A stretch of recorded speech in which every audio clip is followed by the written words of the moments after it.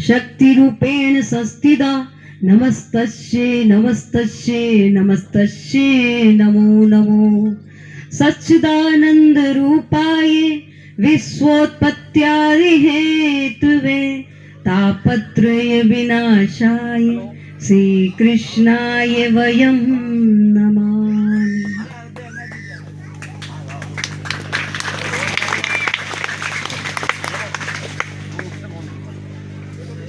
खोया जी बाबू जी को प्रणाम करके, महाराज जी को प्रणाम करके, विराजमान मंच, बड़ी तादाद में बैठे हमारे भाई और बहनों, शक्ति सुपा माते शक्ति, नन्हे मुन्ने बाल गोपालों, आप सब यहाँ एकत्रित हुए हो। हम और आप सब इतनी देर से सुन रहे थे कि हम किसके लिए एकत्रित हुए हैं, लेकिन मैं आपको इतना ही बताऊंगी कि जब इस सृष्टि की रचना थी, जब इस सृष्टि की रचना हुई, उस समय ये कोई बता सकता था, कोई बता सकता है कि जब अपने सृष्टि की रचना हुई उस समय कौन सा धर्म था? बताइए मेरे भाई बहन, आपने भागवत सुनी, आपने रामायण सुनी, आपने 18,000 अध्याय सब कुछ सुना, हमारे परम पूज्य वेद व्यास जी द्वारा लिखित सब कुछ सुना, लेकिन मैं आपको आज इस मंच से बताना चाहती हूँ कि जब सृष्टि की रचना हुई उस समय भी सनातन धर्म था, और जब राम और कृष्ण का जन्म हुआ उस समय भी सनातन धर्म था। क्योंकि सनातन धर्म न कोई मिटा सकता है न मिट सकता है, क्योंकि जब राम के समय में त्रेता युग था, उस समय राक्षस भी आए थे रावण जैसा, और राक्षस आकर के इस धरती के ऊपर उपद्रव मचाने लगे। तब मेरे भाई बहन, धर्म की रक्षा करने के लिए भगवान राम ने अवतार लेकर के अपने पृथ्वी की रक्षा की। मेरे भाई जय हो। जब सतयुग में आए, सतयुग आ गया, उस समय सनातन धर्म था, उस समय भी भगवान ने इस धरती से राक्षसों का, दुर्दमीय शक्तियों का संहार करके, राक्षसों का संहार करके मेरे भाई बहन सनातन धर्म की रक्षा की। और अब द्वापर आया तो द्वापर में भगवान कृष्ण ने कंस जैसे की हत्या करके मेरे भाई बहन सनातन धर्म की रक्षा की। आज इस कलिकाल के अंदर हम सब सनातन धर्म के लिए लड़ रहे हैं। हम सब चाहते हैं सनातन धर्म जीवित रहे, हम सब चाहते हैं हमारा सनातन धर्म आगे बढ़े, हम सब चाहते हैं हमारा सनातन धर्म जिंदा रहे।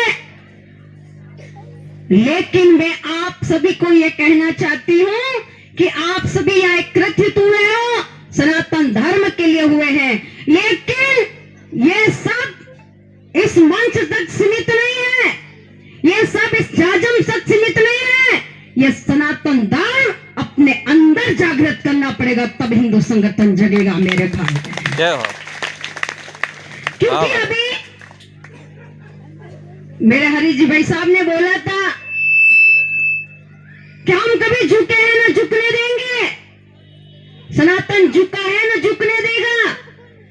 आप और देश में चले जाओ, अमेरिका चले जाओ, जापान चले जाओ, आप कहीं पे भी चले जाओ, लेकिन जहां भारत का एक भी युवक जहां खड़ा हो जाता है तो जिस देश में जाओ उस समय भी सनातन धर्म की विजय हो जाती है और वहां पे भी जय जयकार हो जाती है मेरे।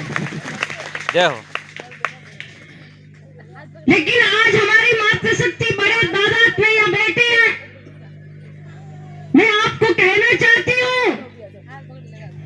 कि हमारी मातृशक्ति की गोद और हमारे मातृशक्ति की कोट इतनी पवित्र है, जब महाराणा सिंह प्रताप जैसे, जब लक्ष्मीबाई जैसे और बड़े बड़े योद्धा को जन्म देकर के इस भारत के लिए समर्पित किया है। और मेरे भाई बहन, सनातन धर्म के लिए हमारे इसी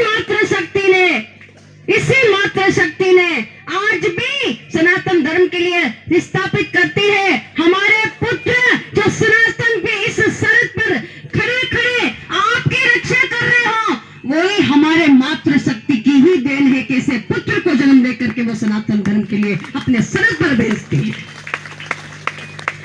मेरे भाई बहनों, जब 2020 में लॉकडाउन हुआ, कितने हुआ, कब हुआ? 2020 में लॉकडाउन हुआ, कोरोना जैसी महामारी आई। उस समय सारे मंदिर बंद हो गए थे। जब 21 दिन का, कितने दिन का लगा, उस समय सारे मंदिर बंद हो गए थे। लेकिन ये कोरोना भी मेरे मातृशक्ति का इतना प्रयास रहा कि सबने, भले कुछ किया नहीं किया, लेकिन सबने मिलकर के अपने घर पर बैठ करके सत्संग किया, तो आज भारत ऐसी ही विजेता पाकर के आज भारत जिंदा है। मेरे भाई, अपने घर में मंदिर बना करके भगवान को समर्पित होते रहे, अपने घर में मंदिर बना करके अपने घर में सेवा करते रहे। लेकिन भले सारे मंदिर बंद थे, लेकिन सभी मंदिर के भगवान हमारे सभी सेवा में लगे और सभी सेवा में लेकर के हमारे मातृशक्ति की और हमारे सभी भाई बहनों का कुछ भी जो धार्मिक से चलते हैं, जो संस्कारों से चलते हैं, जो सत्संग से चलते हैं, उसका बाल भी बांका मेरे भाई बहन नहीं हुआ और आज हम सब जिंदे हैं।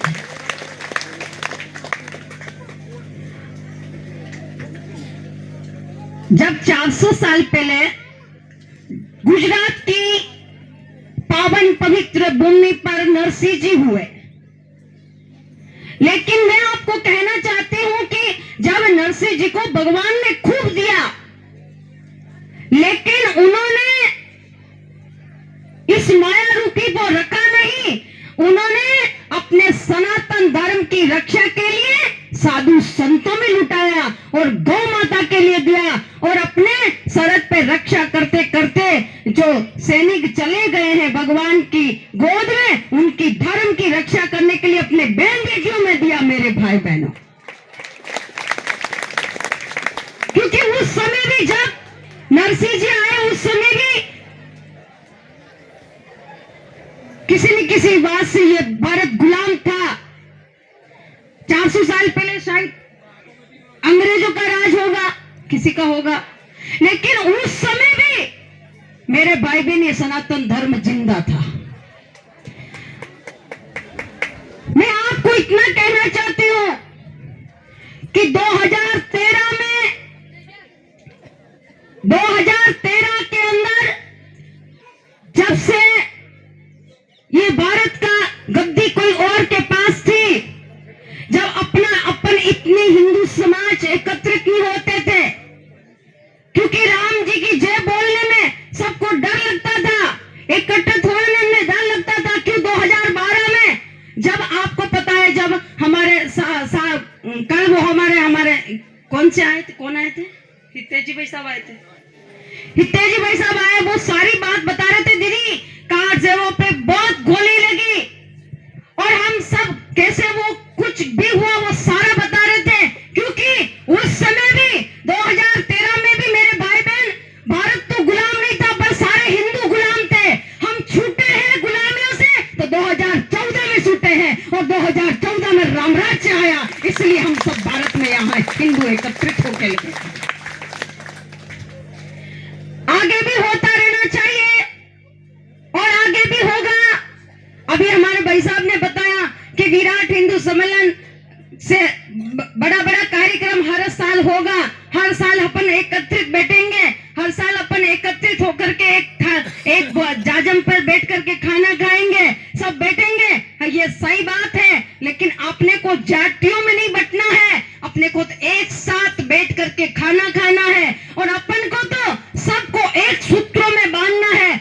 हिंदुस्तान भारत की रक्षा करनी है। जब मैं आपको इतना बताना चाहती हूं कि जब भगत सिंह आजाद को फांसी लगने जा रही थी तो मां की आंख में आंसू थे, मां की आंख में आंसू थे। तो मां ने कहा, अरे भगत सिंह आजाद ने कहा, क्यों रो रही है? क्या मुझे फांसी लग रही है इसलिए रो रहे हैं? कहा नहीं। कहा तो क्यों रो रहे हो? तब भगत सिंह आजाद की मां ने कहा कि बेटा, मैं इसलिए नहीं रो रही तुझे फांसी लग रही है, मैं इसलिए नहीं रो रही कि तू आज भारत के लिए समर्पित है, मैं इसलिए रो रही हूं बेटा, तेरे जैसे पुत्र को मैंने और जन्म दिया होता तो इस भारत को, उसको भी इस भारत के लिए समर्पित कर देती मैं। तो आज हमारी रानी लक्ष्मीबाई ने इस भारत के लिए कितनी लड़ी है, बहुत लड़ी मर्दानी वो तो, बहुत लड़ी मर्दानी वो इस भारत के लिए कई जनों ने इस भारत को समर्पित किया है। लेकिन मैं आपको कहना चाहती हूँ, आप सभी बैठे हो, हर एक माँ को 4 पुत्र पैदा करना चाहिए। हर माँ को, हर मातृशक्ति को 4 पुत्र अपने घर में आना चाहिए। क्यों? कि आप एक आपकी सेवा के लिए रखना, एक आप किसी टीचर बना के हमारे बेटे बेटियों को संस्कार के लिए भेजना, और एक हमारे भारत माँ की रक्षा करने के लिए सरहद पर भेज देना। तुम्हारी माताओं की क्रोध धन्य हो जाएगी। मेरे भाई बहन, आज भी पन्ना धाय जिंदा है, भले ही वो चले गए, लेकिन हर एक माँ में अपन दर्शन कर सकते हैं, हर एक मातृशक्ति में अपन दर्शन कर सकते हैं। आज भी अहिल्या बाई होलकर जब गौ माता की रक्षा करने के लिए आगे आते हैं तो आज भी उनमें अपन उनका दर्शन कर सकते हैं। क्योंकि मातृशक्ति अगर सनातन धर्म में अगर पूजा हुई है, नारियों की अगर पूजा हुई है, तो सनातन धर्म में मेरे भाई बहन इसी धर्म में हुई है, बाकी किसी धर्म में नारी की पूजन नहीं है। इसलिए मैं आपको कहना इतना ही चाहती हूं, आज यहाँ कितने बच्चे बैठे हैं जो अपने मंदिर जाते हैं? कौन कौन बैठे हैं जो रोज ठाकुर जी के मंदिर जाते हैं?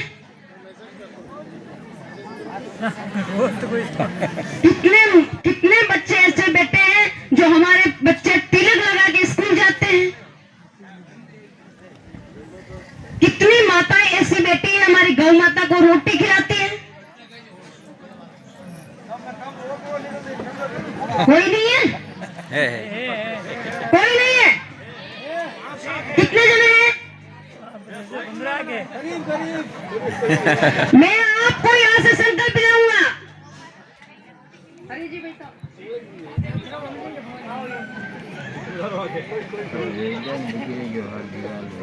मैं आपको इतना ही कहना चाहती हूँ कि हर एक बच्चे को तिलक लगाना अनिवार्य है, क्योंकि ये अपने भारत संस्कृति की बात है।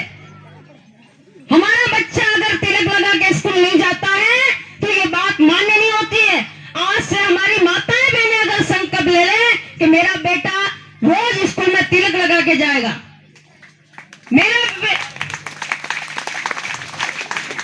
कितने बच्चे ऐसे हैं जो मंदिर नहीं जाता है? मातृशक्ति आज 2-2 साल के मातृशक्ति हमारे बच्चे को मोबाइल थमाती है। ये सबसे बड़ा राक्षस है कलिकाल का। बोलो है कि नहीं है? है कि नहीं है? ये सबसे बड़ा राक्षस कलिकाल का मोबाइल। 2 साल के बच्चे आज हिंदू संस्कृति की बात कर, आज सब बच्चे यहाँ बैठे, बहुत बहुत धन्यवाद बेटों। लेकिन मैं आपको इतना कहना चाहती हूँ कि आज 2-2 साल के बच्चे मोबाइल लेके बैठ जाते हैं, अपनी मम्मियां काम करती रहती है, बच्चा कार्टून देखता है। बताओ, ये स्थिति है। और आज इतना बताऊंगी कि हर एक बेटा, ऐसा कौन, कितने बच्चे हैं जो अपने माता पिता को प्रणाम करते हैं स्कूल जाते समय? कौन है? कोई नहीं है। ये ऐसे ही कर रहे हो कि सही में कर रहे हो? मेरे भाई बहन, माता पिता को प्रणाम करके स्कूल जाना चाहिए और स्कूल जाकर के अपने टीचर को प्रणाम करना चाहिए, वो अपने गुरु हैं। और हर एक बच्चों को तिलक लगाना चाहिए। और मेरे माताओं बहनों, मोबाइल थमाने की जगह मेरे बच्चों को रामायण जी और भागवत जी थमाना चाहिए, ताकि भारत की संस्कृति को। जय हो, जय हो। उसके बाद जब मेरे भाई बहन भगवान राम थे ना, तो उन्होंने कहा कि प्रातः काल उठते रघुनाथा, मात पिता गुरु नावे माता। ये त्रेता युग के राम थे। आज के राम कैसे हैं? प्रातः काल उठते रघुनाथा, मात पिता का फोड़े माता। ये आज के राम नहीं बनना है, हमने को तो त्रेता युग के राम बनना है। और इस कलयुग में भी त्रेता युग, सतयुग, द्वापर की स्थापना करनी है मेरे भाई बहन।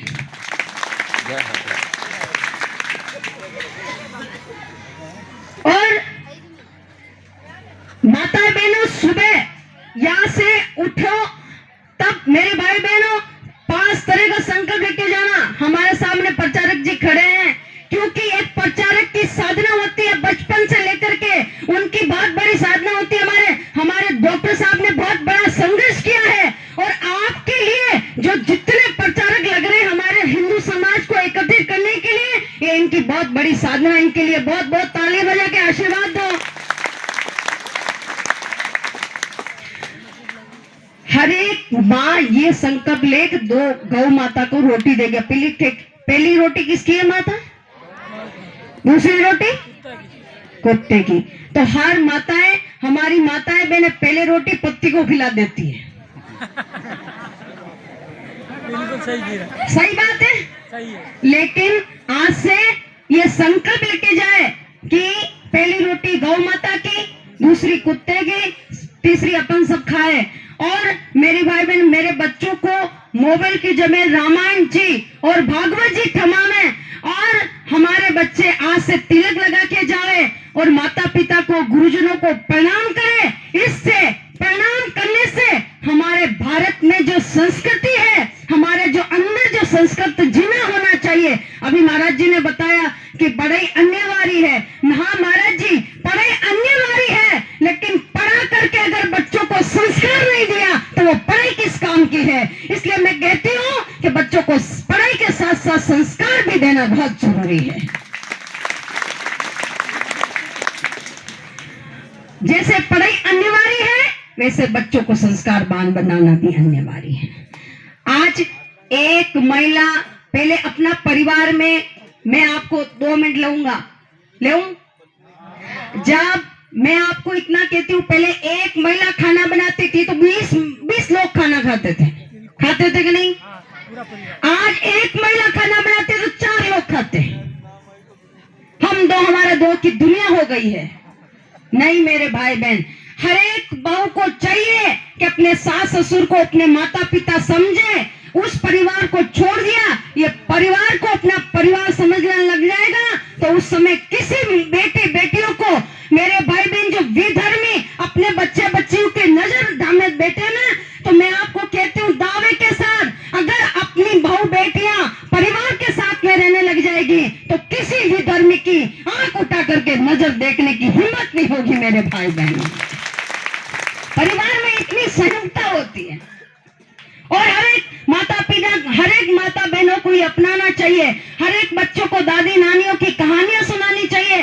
आज मैं कहती हूँ, देश का बचपन टीवी मोबाइल में ना गुजरे, हमारा देश का बचपन हमारे दादी नानियों की कहानियों में गुजरे, हमारी बहू बेटियों की जिंदगी हमारे सास ससुर के चरणों में गुजरे। और मेरे भाई बहन, पर्यावरण को बचाना आपकी जिम्मेदारी है, जल को बचाना आपकी जिम्मेदारी है, सबको एकत्रित रखना आपकी जिम्मेदारी है। मैं तो कह रही हूँ, जो आपसे नीचे हैं, जो आपसे आपके जो आपके बराबर थोड़ा सा नहीं है, वो गरीब है, तो उनको ऊपर उठाने का कार्य करिए। हर एक महीने उनके साथ बैठिए, हर एक 15 दिन में सब परिवार में मिल करके भोजन करिए। और हर एक महीने अपने गांव के अंदर एक मंदिर होता है, सत्संग करके सबको बुलाएं और सत्संग करके मंदिरों में सत्संग करके अपना जीवन को दिव्य और मान बनावे, और सबको बुलाना चाहिए, पूरे गांव को बुलाना चाहिए मेरे भाई। जब विधर्मियों के बच्चे जब वो सीखता है ना, शुक्रवार दितवार के दिन चले जाते हैं, तो मेरे भाई बहन वो बच्चे, उनके जो बच्चे होते हैं ना, वो हर परिवार का, उनका जो विधर्मियों के जो बच्चे नाम नहीं होंगे, वो शुक्रवार को रविवार को जाते हैं, तो उनकी माताएं बहनें उत्सव मनाती है। आज हमारे बच्चा मंगलवार के दिन हनुमान जी के मंदिर नहीं जाते, बोलो, हमारे बच्चा ठाकुर जी के मंदिर नहीं जाते। मैं आप सभी माता बहनों को कहना चाहती हूँ कि जिस दिन अपना बच्चा मंदिर जाना सीख जाए, जिस दिन अपना बच्चा हनुमान चालीसा का पाठ सीख जाए, उस समय मेरे भाई बहन गली में उत्सव मनाना और कहना कि आज हमारी बच्चों भारत की संस्कृति को सीख गया है, आगे आने के बाद में ये भारत की रक्षा करने के लिए भी आगे आएगा मेरे भाई बहन। क्योंकि भारत की संस्कृति की कहानी बचपन से चलती है, तो आगे आने के बाद में भी ये बच्चा हमारा बहुत संस्कृति बनता है, और हमारा बच्चा बहुत विद्वान बन करके, हमारा बच्चा एक प्रचारक में भर्ती होकर के आरएसएस के कार्यकर्ता बन करके हमारा देश का नाम रोशन करता है मेरे भाई बहन। तो मैं ज्यादा मेरी वाणी को विराम देती हूँ, मैं 2 लाइन गा देती हूँ, उसके बाद में मैं मेरी वाणी को विराम देती हूँ। सब गाना। जगाया तुमको कितनी बार, जगाया तुमको कितनी बार, वेदों का आदेश यही है, वेदों का आदेश यही है, गीता का उपदेश यही है,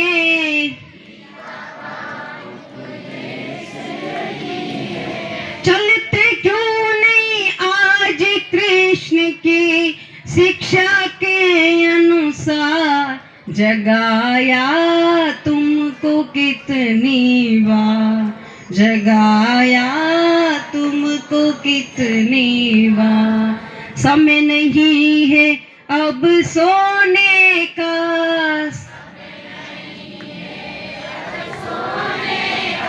निंद्रा में अवसर खोने का,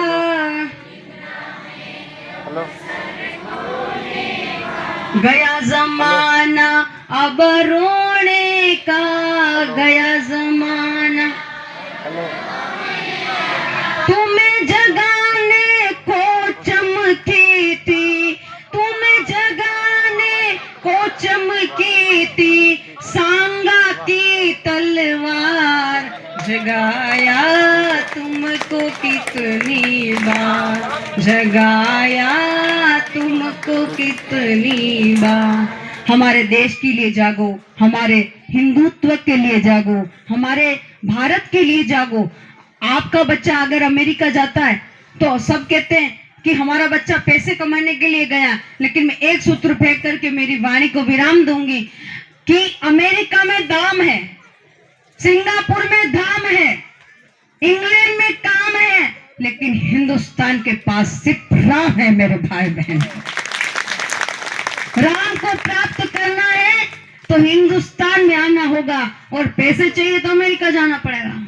अब आपको क्या चाहिए वो आप जाने, लेकिन जो संकल्प आपको यहाँ से लेवाए हैं वो आपका संकल्प ध्यान से रखने हुए फिर आप आगे बढ़े और आपका अपने हिंदू संस्कृति को जिंदा रखें और हमारा जीवन दिव्य हो, मान हो। ये कार्यकर्ताओं ने बहुत बड़ा आपके लिए इतनी बड़ी व्यवस्था की है।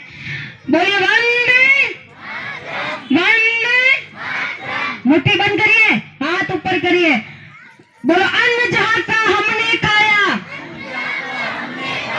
ऐसे नहीं शेरों बकरियों की तरह नन्याओ मत, शेरों की तरह गरजो, हिंदू हो तुम। अन्न जहां का हमने खाया, जल जहां का हमने पिया, हम हिंदू राष्ट्र बना के रहेंगे,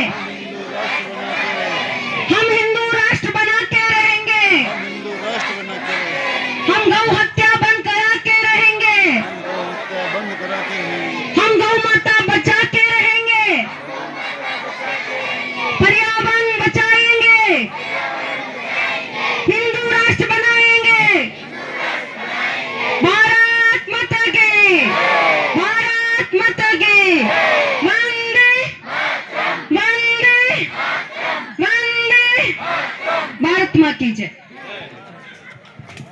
वाह वाह जय हो। भारत माता की।